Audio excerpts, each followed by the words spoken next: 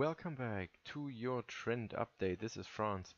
Let's take a look what has happened in the last 7 weeks, more or less 7 weeks. The video that I did in week 32 will show you the initiating trends that we are still holding, at least most of them, and hopefully this video again will underline the importance of waiting and that time is absolutely on our side when we are trading the trend following approach on such high time frames. Please remember that daily and weekly time frames are what we are looking for here. We don't want to do anything intraday. We are more of an, I don't know, a trading investor or something, because we hold on to our positions for a very long time to catch major moves and build up positions. We're not here for breadcrumbs. Now, showing you British pound yen, one of the only things that did not continue to work since week 32 of this year. This is week 39 of this year. We have breakouts occurring here to the downside. This here is just a resistance level that I marked. So first breakout is marked, second breakout is marked as well. That's what we sold. Look at what the market did. Our stop was right above here and we got hit last week. I don't see too much bears coming back into this. And of course, when you have something like this, it's more sideways, and you can see it by price moving back into the balance zone. Then it is down, so the sell fractals, the sell breakouts, they fail, and therefore we exit the position. We want to be in this, or initially we wanted to be in this because British pound is just overall down, and we had a monthly breakout happening in here. This here is the breakout level, and this is what we wanted to sell, but as you can see, price rejected that sell signal or sell area very much. No profits for us on this thing. That though is pretty much the only market that failed us this heavily. Let's take a look at a couple of other things. Let's start with indices. UK 100, we shorted it from here. We were previously short from up here, but selling the top is something, and I even said that on Twitter when I sold here, is something that I really can't handle. And that's exactly what happened here as well.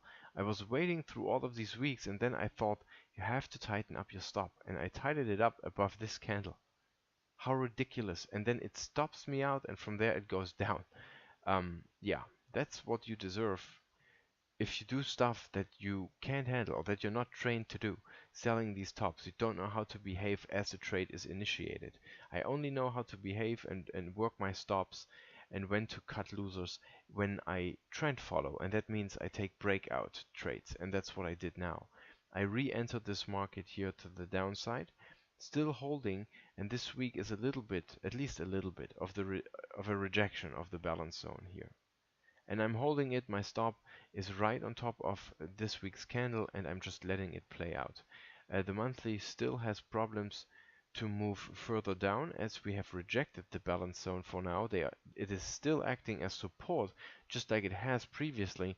Let's see if the market can come lower or not.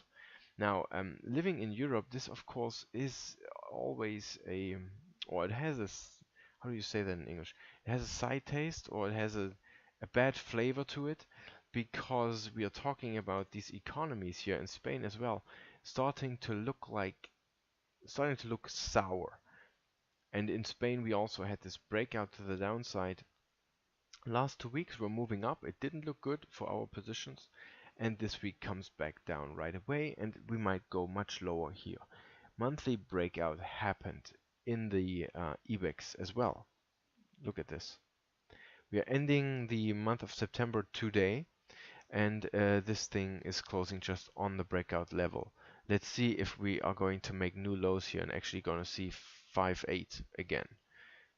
Again, for us as a trend follower, that would be a nice market action. For the economy of these countries, that is definitely devastating. And the same is happening in the DAX. Let's take a look at this monthly chart.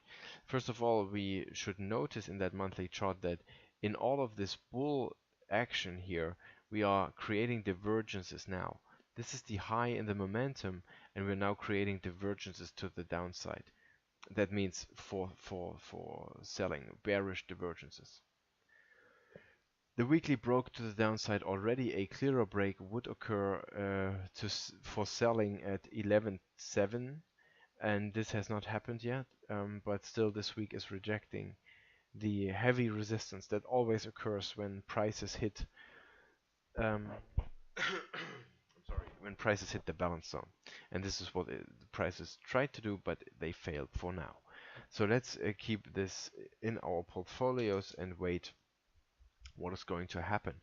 US markets, Dow Jones, we have an uptrend and a correction going.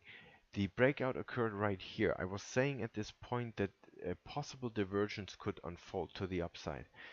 Clearly enough, the momentum peaked here, and very likely we are now forming divergences. Prices ran into the old all-time high here at the 26,700 area without any issue and without any rejection last week. This week is correcting a little bit, but it's not a rejection. So let's wait and see if this can continue higher. This looks more and more like a buy, like a continuous buy. And of course, we're already long. And momentum here building, and volume is also supporting this buy scenario. Maybe no divergence is unfolding. I don't know this. I can't know it until the end of the move. Fact is, we clearly see prices moving higher without even any interruption. So why wouldn't we buy this and hold on to the longs? We're not speculating on picking the top now. Now that's what we did in the FTSE, and it absolutely failed. The Dow on the monthly chart shows us since what is that here? I love TradingView, you know. It's free. This stuff is free. And I'm getting prices here for the Dow Jones back to 1971. And it's up here at 26,455 right now. And it's still rising. There is no resistance anywhere. So we just assume, you know, it's rising. It's going to keep on rising. Why would it stop now? There's no resistance anywhere, no selling. Of course, there's going to be selling, you know. Of course, it's going to come back a little bit, but the overall trend continues up. We can see momentum picking up again. We have made an absolute momentum high here in the previous move, and before this thing is significantly going to come back down, you're going to have divergences being created, and that's gonna be a long time, and we probably see this thing hitting 30,000 before we see any bigger type of a correction, you know. And when I say that, of course, I mean stuff like we saw in here, 2000 and 2008. What else do we have? That's US. We covered Europe. We looked at the indices. Let's take a look at Forex stuff. New Zealand dollar, Australian dollar are interesting pairs. We sold them here as the overall trend is down, and this week is rejecting the balance zone as well. Prices have kept below the balance zone, so we have all the reason to hold on to short positions and move the stop along the way. Same is true for the Australian US dollar. Just hold on. Just hold on to that stuff. British pound, US dollar. British pound yen failed us, as we've seen. Now British pound US, we can see we sold it here. The last couple of weeks came back into the balance zone and are now failing. And we have a stop right above last week's candle. And we are assuming a continuation of the downtrend that has been going on for quite a while, as you can see. Euro yen. We bought Euro yen right above this fractal. It is closing on top of the breakout level. Euro yen overall is not the best trading market, as it's down and then it's up and then it's down and then it's up, and what is it going to be doing now, you know? This is the kind of overall scenario where I want to be very, very shy when it comes to adding on to the core position, because I have no clear overall picture and trend direction. You know, this really needs to first get going before I can be convinced that I can add on. Euro US dollar is a very fine example of what we are doing here, that waiting and being whipsawed all the time is a major part of what we do. We sold euro dollar when it went below that breakout. That failed us. It came higher, created this fractal here. We got stopped out and bought it, and look at where the price is now. Our stop is right below here because that's another fractal. It's gonna stop us out right at the beginning of next week. So then we sold and we bought and we got stopped out on both. You don't want to lose 10% on stuff like this. You want to be very cautious with your initial risk. That's the point also, that you're trading a trend following approach that fails more than 50% of the time when it comes to initial position entries. So you don't want to take 10% or 5% or even 3% on initial trades, because there are so many there are going to be so many failures that you will be down 30-40% in your account so quickly that the winners that need time to unfold can't make up for the losses, and you will have margin problems. Therefore, very small initial risk and build up the position in stuff that works, and all the other stuff that doesn't work you just get rid of. You just let yourself be stopped out, and that's it. Alright, for the week we should look at gold and silver. Now, they didn't do anything since last time we looked at it, but of course this is insanely low. We have come so insanely down again. I mean, who would have thought that? There were just too many gold and silver bulls in the game, and therefore the market drops. I just read an article that they recommend to US investors to stop investing in US stock markets and go into other countries. Yeah, please do it, please do it, because all that is going to do is going to make US stocks rise. And I'm long the Dow, so yeah. Here we have silver also having come down very, very low. I was talking about this and I said it might even go as low as 12-13 area. Very, very devastating. Oh dear Lord, oh dear Lord. Let's see if that is ever going to come up again. We're just going to take the signals, That's the crazy stuff. We went long in here, got whipsawed in here. You have your breakout sell here. I didn't take that. Still, you have it here.